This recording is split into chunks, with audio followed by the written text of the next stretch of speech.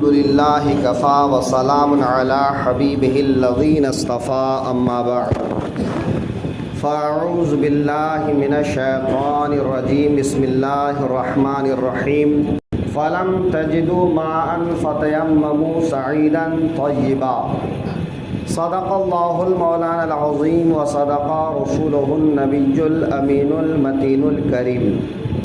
سب سے پہلے آقائے دو عالم صلی اللہ علیہ وآلہ وسلم کی بارگاہ میں درود و سلام کا نذرانہ محبت پیش کریں۔ اللہم صلی علی سیدنا مولانا محمد بارک وسلم صلاۃ و سلام علیک یا رسول اللہ صلی اللہ تعالی علیہ وآلہ وسلم۔ آج کا مسئلہ یہ ہے کہ جنابت کی حالت میں مسجد میں جانا۔ جنابت کس کو کہتے ہیں؟ تو جنابت ایسی حالت جب آدمی کے اوپر غسل کرنا نہانا فرض ہو جاتا ہے۔ غسل کرنا کب فرض ہوتا ہے؟ تو غسل کرنا فرض ہوتا ہے یا تو میاں بیوی کے جو آپس کے تعلقات ہیں وہ تعلقات قائم کرے، یا پیشاب کے راستے سے ناپاک پانی خارج ہو جائے، چاہے بیداری کی حالت میں یا سونے کی حالت میں۔ بیداری کی حالت میں خارج ہونے کی صورت میں شہوت کے ساتھ خارج ہونا، یعنی اپنی جگہ سے جب وہ جدا ہو تو کود کر جھٹکے کے ساتھ باہر آئے، اور نیند کی حالت میں ہو تو نیند میں تو یہ پتہ ہی نہیں چلتا ہے۔ اور خواتین جب وہ مخصوص ناپاکی کے دن سے باہر آئیں، جب وہ دن ختم ہو جائے تو ان کے اوپر نہانا فرض ہو جاتا ہے۔ تو ان چیزوں سے غسل کرنا فرض ہو جاتا ہے۔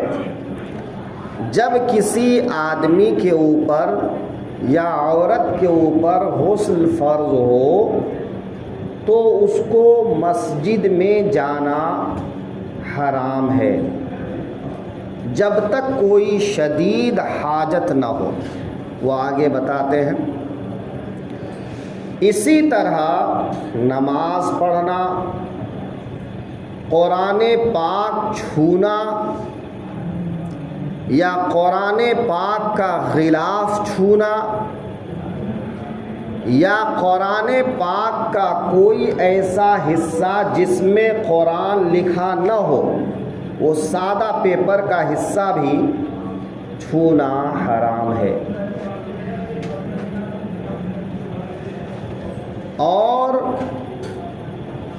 قرآن پاک پڑھنا چاہے وہ دیکھ کر ہو یا بنا دیکھے،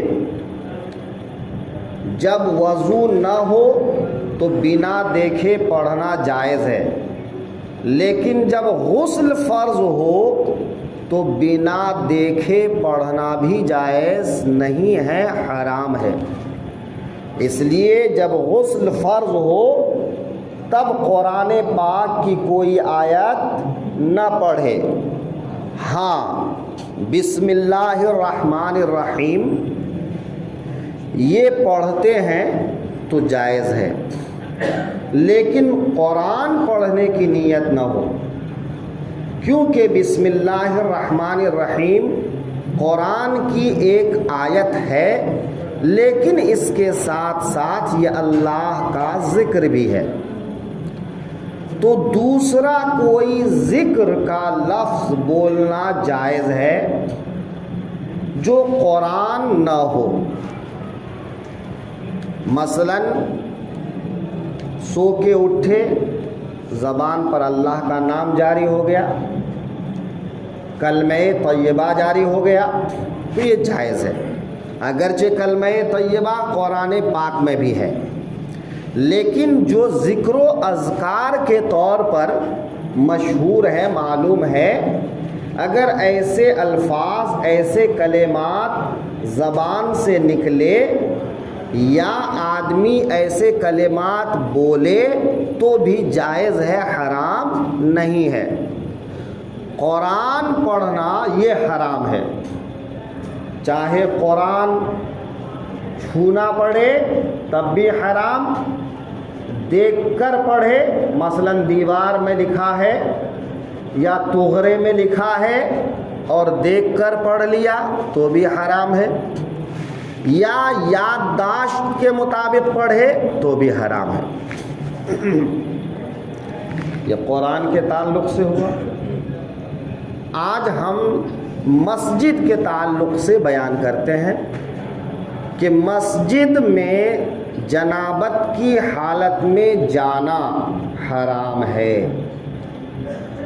یہی وجہ ہے کہ حج کے دوران اگر کوئی خاتون ناپاکی کے دن میں آ جاتی ہیں تو ان کے لیے حکم یہ ہے کہ حج کے سارے ارکان ادا کر لیں، طواف کو چھوڑ دیں، منی چلے جائیں، مزدلفہ چلے جائیں، عرفات چلے جائیں، سارے ارکان ادا کر لیں، لیکن طواف نہ کریں۔ کیوں؟ کہ طواف کرنے کے لیے مسجد حرام کے اندر ان کو جانا پڑے گا، تو مسجد میں جانا حرام ہے۔ لہذا فقہا فرماتے ہیں جب وہ پاک ہو جائیں گی، غسل کر کے پھر وہ طواف کریں گی، اگرچہ طواف کا دن گزر چکا ہو۔ بھئی طواف کا دن 10 ذی الحجہ ہے، اگرچہ گزر چکا ہو، تو جب وہ پاک ہوں گی تب وہ طواف کریں گی۔ جب حج ایک فرض عبادت ہے، اس کے لیے یہ حکم ہے، تو عام طور پہ مسجد میں جانا یہ بدرجہ اولا حرام ہوگا۔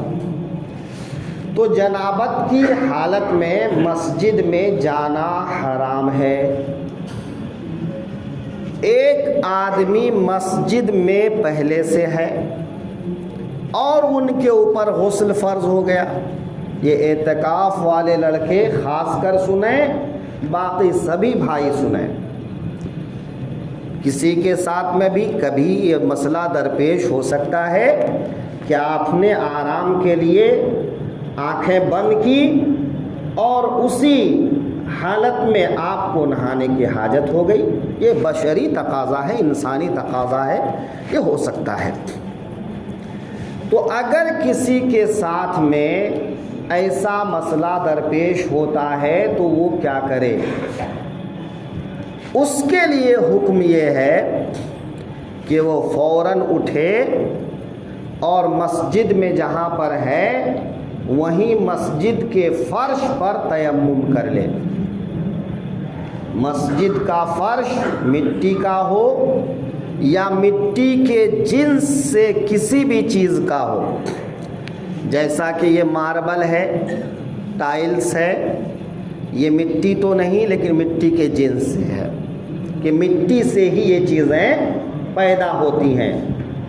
تو تیمم مٹی سے بھی جائز ہے، اور ہر وہ چیز جو مٹی سے بنتی ہے، مٹی سے پیدا ہوتی ہے، اس سے بھی جائز ہے۔ تیمم کے لیے نیت اور 2 مرتبہ دونوں ہاتھ کی ہتھیلی کو زمین پر مارنا، اور ایک بار مار کر پورے چہرے پر ہاتھ کو پھیر لینا، اور دوسری بار مار کر انگلیوں سے لے کر کوہنیوں کے اوپر تک، اوپر نیچے پورے ہاتھ پر ہاتھ پھیر لینا۔ یہ 3 چیزیں تیمم کے لیے ضروری ہیں۔ پہلی چیز نیت۔ نیت اگر تیمم کرنے والا پانی نہیں پا رہا ہے یا پانی ہے مگر پانی استعمال کرنے پر قدرت نہیں رکھتا ہے، بیمار ہے، تو وہ نماز پڑھنے کی نیت کرے، قرآن پڑھنے کی نیت کرے، اللہ کی عبادت کرنے کی نیت کرے کہ میں اللہ کی عبادت کی نیت سے، قرآن پڑھنے کی نیت سے تیمم کرتا ہوں۔ یہ نیت کر کے پہلے ایک بار زمین پر ہاتھ مارے۔ اگر زمین پر ہاتھ مارنے سے ہاتھ کی ہتھیلی میں دھول مٹی زیادہ آ جائے تو ہاتھ کو اس طرح، ہے نا، کہ یہ ہاتھ کا یہ حصہ اور یہ حصہ اس طرح سے مارے، جھاڑ لے کہ ہاتھ میں اگر زیادہ مٹی لگی ہے تو مٹی جھڑ جائے، ہے نا۔ پھر اس کو پورے چہرے پر پھیر لے، دوبارہ زمین پر ہاتھ مارے، پھر ہاتھ پر کوہنیوں کے اوپر تک، انگلی کے سرے تک، پورے حصے پر جو ہے ہاتھ پھیر لے۔ بس یہی 3 چیز تیمم کے لیے واجب ہے۔ تو اگر مسجد کے اندر کوئی شخص ناپاک ہو گیا، غسل فرض ہو گیا، تو فوراً تیمم کرے اور مسجد کے باہر جا کر نہا لے۔ اعتکاف والا انسان ہے تو پھر وہ نہا کر مسجد میں آ جائے، اور اگر اعتکاف میں نہیں ہے تو وہ مسجد سے باہر نکل جائے۔ اب وہ گھر پر جا کے نہائے گا یا کیا کرے گا وہ ایک الگ مسئلہ ہے، لیکن تیمم کر کے مسجد سے نکل جائے۔ مسجد میں جو یہ چند قدم چلنا ہے، یہ چلنا بھی ناپاکی کی حالت میں جائز نہیں ہے۔ یہ تیمم کرنے سے، مسجد سے نکلنے کے لیے یہ عبادت کی نیت سے تیمم نہ کرے، کیونکہ یہ نہانے پر بھی قادر ہے اور پانی بھی اس کے پاس ہے۔ تو اب یہ کیا نیت کرے گا؟ صرف مسجد سے نکلنے کی، کہ میں مسجد سے باہر نکلنے کی نیت سے تیمم کرتا ہوں تاکہ مسجد میں جنابت کی حالت میں رہنے کا گناہ نہ ہو۔ تو اس طرح تیمم کر کے مسجد سے باہر جائے اور نہا لے۔ جنابت کی حالت میں مسجد سے چلنا، مسجد میں چلنا بیٹھنا حرام ہے۔ مسئلہ یہ ہے، اکثر مسجدیں جب بنتی ہیں تو مسجدوں کے حجرے مسجد کے ایسے کنارے میں، ایسی جگہ میں بنتے ہیں کہ حجرے سے نکل کر غسل خانہ جانے تک عام طور پر مسجد میں سے ہو کے گزرنا پڑتا ہے۔ آپ نے دیکھا ہوگا،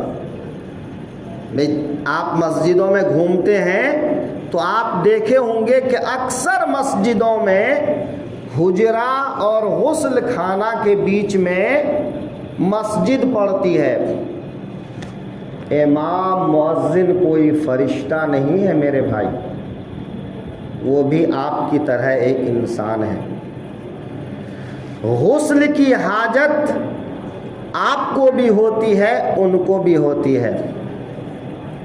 اگر ان کو غسل کی حاجت ہوئی تو وہ نہانے کے لیے غسل خانہ جائیں گے، اور جب غسل خانہ جائیں گے تو مسجد میں سے چل کر جائیں گے۔ جب مسجد میں سے چل کے جائیں گے تو حرام کام کریں گے۔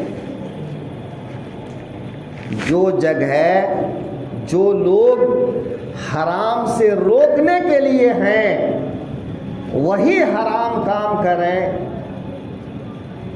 کتنا بڑا المیہ ہے، سوچنے کی بات ہے نا۔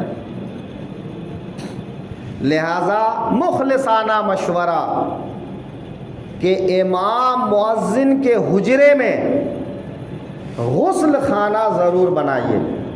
ٹوائلٹ اگر نہیں ہو سکتا مت بنائیے، ٹوائلٹ کے لیے آدمی باہر جا سکتا ہے کہ بھائی نہا دھو کر کے ٹوائلٹ کے اندر جانے کے لیے اگر مسجد سے بھی چل کے جانا پڑ رہا ہے تو جا سکتا ہے، لیکن غسل کا انتظام ان کے حجرے میں ضرور کر کے دیجئے، یا پھر حجرہ ایسی جگہ بنائیے جو مسجد کے باہر ہو کہ پھر مسجد کے اندر ان کو آنے کی ضرورت نہ پڑے۔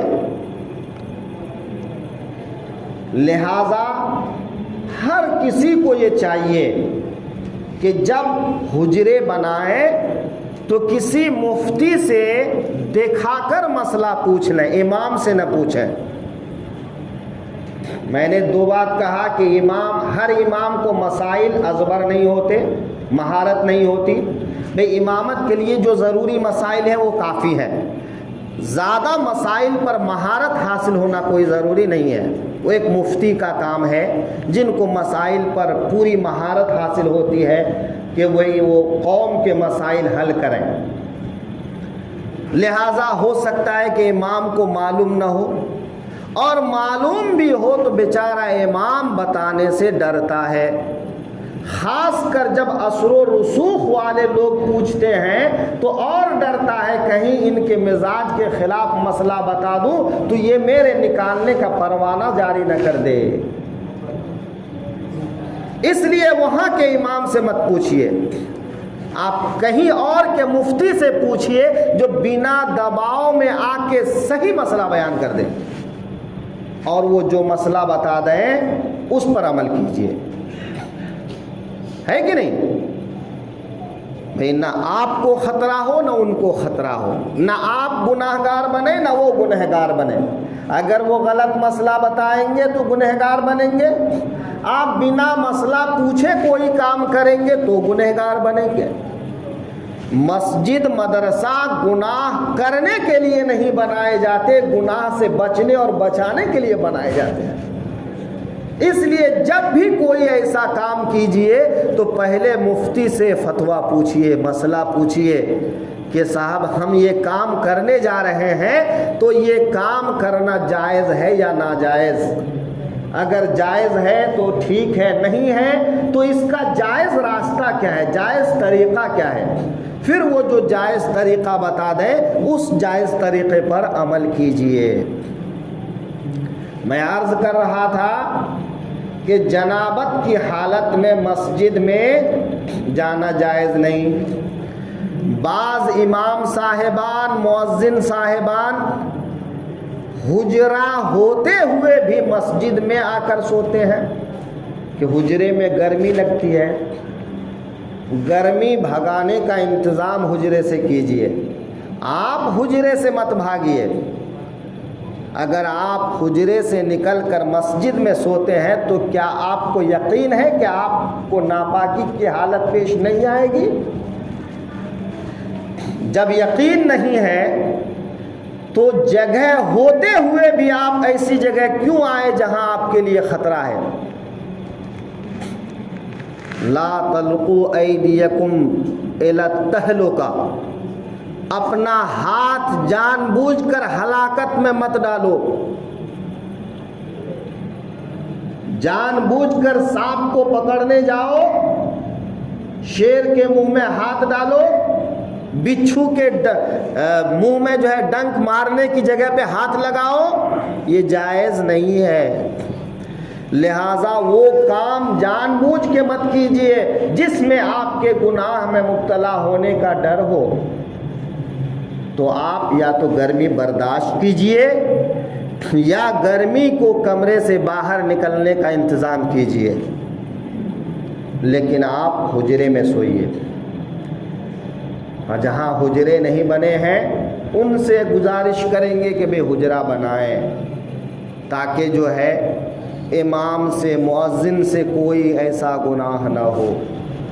الغرض بے ضرورت مسجد کے اندر آنا حرام ہے۔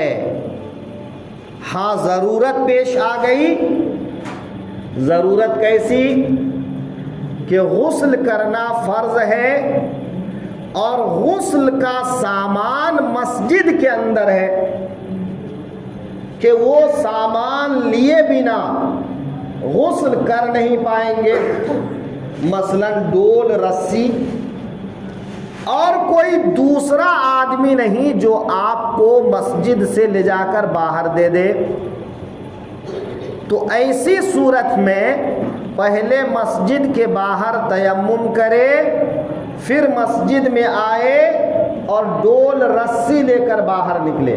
یہ ڈول رسی کی مثال کتاب میں ہے، لیکن کوئی بھی ایسی چیز جو نہانے کے لیے ضروری ہو، اس کے بنا آپ نہا نہ سکیں اور کوئی دوسرا لے جا کر دان دینے والا نہ ہو تو یہ مجبوری ہے۔ ان کے لیے کتنی چھوٹ ہے کہ تیمم کرے، آئے، وہ چیز نکالے اور باہر چلا جائے، اتنی دیر کے لیے خالی اجازت ہے۔ یا پھر دشمن کا خوف ہے،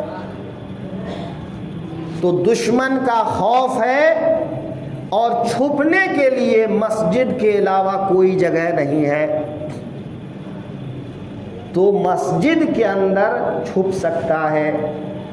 ان کے لیے بھی حکم یہی ہے کہ وہ تیمم کر کے آئے، لیکن فتوے میں اقول کہہ کر آگے یہ لکھتے ہیں کہ میں یہ کہتا ہوں کہ اگر دشمن سر پر کھڑا ہو اور تیمم کرنے میں جان کا اندیشہ ہو تو تیمم کیے بنا پہلے مسجد میں داخل ہو جائے، کیواڑ بند کر لے، پھر تیمم کر لے۔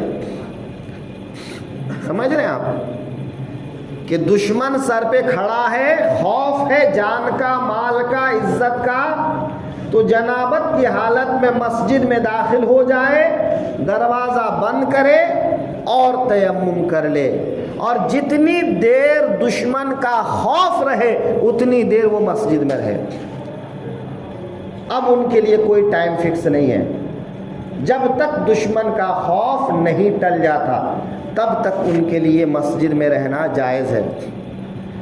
اس پر ایک جزیہ پیش کرتے ہیں کہ جب دو حق آپس میں جمع ہو جائے، ایک حق اللہ کا اور ایک حق انسان کا، جب دو حق جمع ہو جائے تو اس وقت انسان کے حق کو ترجیح دی جائے گی، یعنی انسان کا حق مقدم ہوگا اللہ کے حق پر۔ کیوں؟ کہ انسان محتاج ہے اور اللہ بے نیاز ہے۔ ذرا غور کریے اسلام کے مزاج پر۔ کروڑوں رحمتیں نازل ہوں ان فقہا کی قبروں پر جنہوں نے ہمارے لیے مسائل کو اس طرح سے بیان کیے۔ آج لوگ کہتے ہیں امام اعظم ابو حنیفہ، کسی نے آپ نے کوفہ نہیں دیکھا، کوفہ کے بازار نہیں دیکھے، لیکن امام اعظم سے محبت ہے۔ کیوں؟ کیونکہ کل امت مسلمہ کے لیے جو 80,000 مسائل انہوں نے بیان کیے، پھر ان کے شاگردوں نے اور پھیلائے۔ آج جو فقہ حنفی ہمارے پاس موجود ہے وہ انہی کی دین ہے، اس لیے ہر حنفی ان کے لیے دعا گو ہے۔ کیوں؟ ذرا سوچئے تو صحیح، اس بات پر غور تو کیجئے۔ فَإِنَّ الْحَقَّيْنِ إِذَا اجْتَمَعَا قُدِّمَ حَقُّ الْعَبْدِ فَإِنَّهُ مُحْتَاجٌ وَاللَّهُ غَنِيٌّ وَالْمَوْلَى غَنِيٌّ، کہ جب دو حق اکٹھے ہو جائیں، ایک حق انسان کا ہو، ایک حق اللہ کا ہو، تو انسان کا حق مقدم ہوگا کیونکہ انسان محتاج ہے اور اللہ بے نیاز ہے۔ یہاں جان بچنے کی بات ہے اور مسجد کے احترام کی بات ہے۔ جان بچانا انسان کا حق ہے اور مسجد کا احترام اللہ کا حق ہے۔ مسجد کی تعظیم و توقیر یہ اللہ کا حق ہے، اور انسان کی جان بچانا یہ انسان کا حق ہے۔ فقہا کہتے ہیں ایسی صورت میں پہلے انسان کی جان بچاؤ، اس کی عزت آبرو بچاؤ، اس کا مال بچاؤ، پھر مسجد کی تعظیم و توقیر اور مسجد کا احترام کرو۔ یہاں پر انسان کا حق مقدم ہو جائے گا اور اللہ کا حق مؤخر ہو جائے گا۔ بات بات پہ لوگ فتوے دیتے ہیں، آپس میں چائے کی دکانوں پہ فتوے دیتے ہیں، نہ دیا کریں جب تک آپ کو معلوم نہ ہو، اور پھر کسی دوسرے کو چھوٹا دکھانے کے لیے تو مسائل بالکل نہ بیان کریں۔ مسائل عمل کے لیے ہوتے ہیں، دوسرے پر طنز کے لیے، دوسرے کو چھوٹا دکھانے کے لیے نہیں۔ آج ہم کیا بولتے ہیں؟ امام صاحب بتائیے تو یہ مسئلہ کیسا ہے؟ ہاں بھئی ایسا ہے، ہاں فلانوا تو ایسا کرت رہا۔ یہ لو بھئی مسئلہ آپ نے اپنے عمل کے لیے پوچھا یا فلانوا کے لیے پوچھا؟ آپ چار آدمی کے بیچ میں اس کو ذلیل کرنا چاہتے ہیں، اس لیے امام سے مسئلہ پوچھ رہے ہیں۔ حرام ہے یہ حق العبد میں گرفتار ہونا ہے، ایک مومن کو اذیت پہنچانا ہے۔ اس لیے کسی مومن کے اندر اگر کوئی برائی دیکھیے اور آپ اس کی اصلاح کی طاقت رکھتے ہیں تو اس کی اصلاح کیجئے، دوسرے کے پاس اس کی برائی مت بیان کیجئے۔ ہاں اگر آپ سے نہیں ہوتا آپ وہاں سے اٹھ کے چلے جائیے، آپ نہ برائی کیجئے نہ برائی سنیے، کبھی کسی مسلمان کو چھوٹا مت سمجھیے۔ ایک دفعہ حضرت موسیٰ علیہ الصلاۃ والتسلیم سے اللہ تعالیٰ نے فرمایا، اے موسیٰ جاؤ، تم سے حقیر چیز جو بھی ہو اس کو میرے سامنے لے آؤ۔ جو تم سے حقیر چیز، چھوٹی چیز ہو اس کو میرے سامنے لاؤ۔ صبح سے شام تک حضرت موسیٰ گھومے، پھر اللہ کی بارگاہ میں حاضر ہو گئے۔ موسیٰ کون سی چیز لائے ہو؟ کہا پروردگار مجھے کوئی چیز نہیں ملی جو مجھ سے حقیر اور کم تر ہو۔ تو رب کی طرف سے ندا آئی، موسیٰ اگر تم ایک بکری کے بچے کو بھی لے آتے تو میں تم سے ناراض ہو جاتا۔ ایک بکری کے بچے کو بھی اگر لے آتے تو میں تم سے ناراض ہو جاتا۔ کسی انسان کو حق نہیں کہ وہ دوسرے انسان کو چھوٹا سمجھے، دوسرے انسان کو حقیر سمجھے، دوسرے انسان کو ذلیل سمجھے۔ عزت ہر انسان کی برابر ہوتی ہے، انسان ہونے کے ناطے ہر انسان برابر ہے۔ فَإِنَّ أَكْرَمَكُمْ عِنْدَ اللَّهِ أَتْقَاكُمْ، ہاں تمہارے رب کے نزدیک عزت والا وہ ہے جو زیادہ پرہیزگار ہے۔ زیادہ پرہیزگار ہے، اس کی تعریف کرو، اس کی توصیف کرو، لیکن برائی بیان مت کرو۔ ہاں کوئی ایسا گناہ کر رہا ہے کہ اب اگر اس کا گناہ اصلاح کر کے تھک گئے، ہر اعتبار سے اس کو روک کے دیکھ لیے، اب اگر دوسروں کو اس سے بچانے کے لیے بیان کرتے ہیں کہ اس آدمی سے بچ کر رہنا، تو یہ جائز ہے کہ یہ آدمی تم کو بھی گناہ میں نہ ڈال دے، تم کو بھی دھوکے میں نہ ڈال دے، تکلیف میں نہ ڈال دے، اس سے بچ کر رہنا، اتنا بیان کرنے کی اجازت ہے۔ اب ذرا سوچیں شریعت کتنی نازک ہے، اسلام کتنا نازک ہے۔ اسلام میں وسعتیں بھی بہت ہیں، نزاکت بھی بہت ہے، اس کو سمجھنے کی ضرورت ہے۔ اللہ ہم سب کو اچھی سمجھ عطا